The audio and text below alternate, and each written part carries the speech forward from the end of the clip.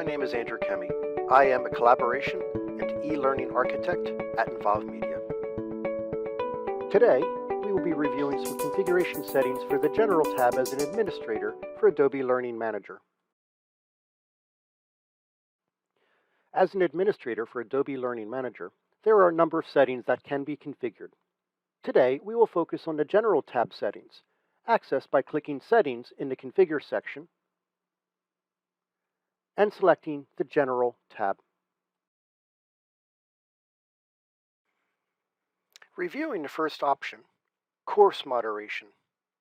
By default, this setting is not enabled. This means that authors can edit existing courses and publish them immediately for learners' consumption.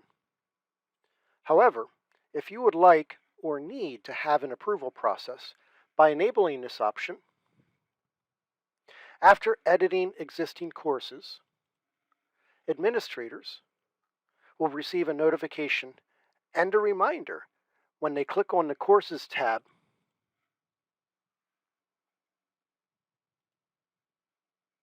and selecting a course to review and then reject or approve updates to that course.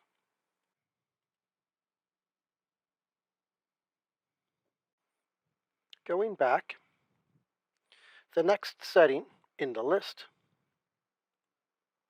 is the discussion board. By enabling this option, learners will have the ability to access a discussion board tab for individual courses. This discussion tab would not exist if the discussion board setting was not enabled. By enabling the discussion board checkbox, learners and instructors can post comments for individual courses using this section. As an administrator, if you do not enable the discussion boards on a global level, they can still be enabled at a local level. Administrators can select an individual course and edit the settings to enable the discussion board for each course. Back in the general settings, the next category to affect is the multiple attempts. By enabling this option, authors will now have the ability to enable multiple attempts on courses.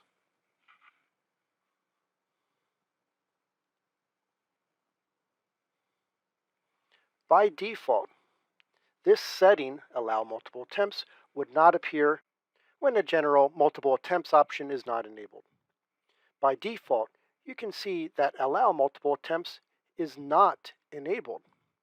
In the General Settings section, there was another option to set the multiple attempts on by default for newly created courses.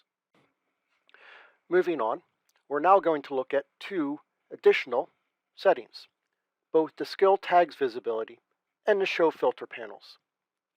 We're not going to make any changes to the skill filters setting at this area, but you'll see when we change the show filter panels how both of these areas affect the same location. By adding the duration, for example, to the show filter panels and changing roles to a learner,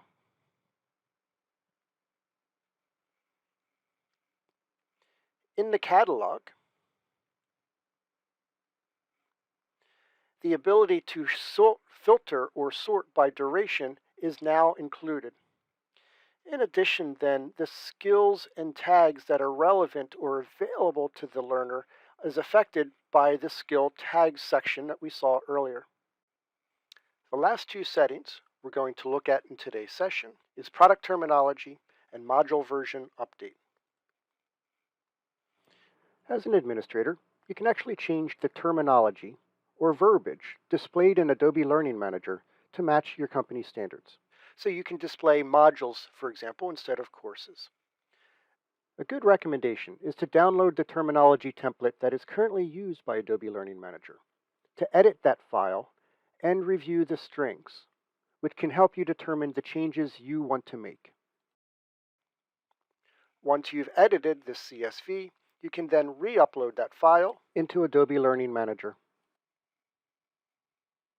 The module version update is used to affect when changes are made to courses.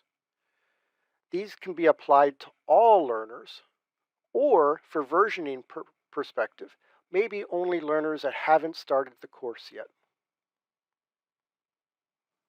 There are certainly additional settings that can be configured as an administrator of Adobe Learning Manager.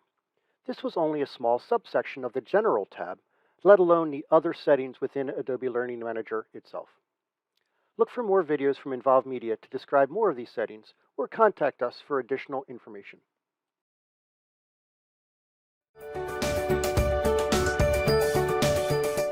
Thank you for spending time with our team at Involved Media. You can find more information on our company and service offerings at involvedmedia.com or by emailing us at sales@involvedmedia.com.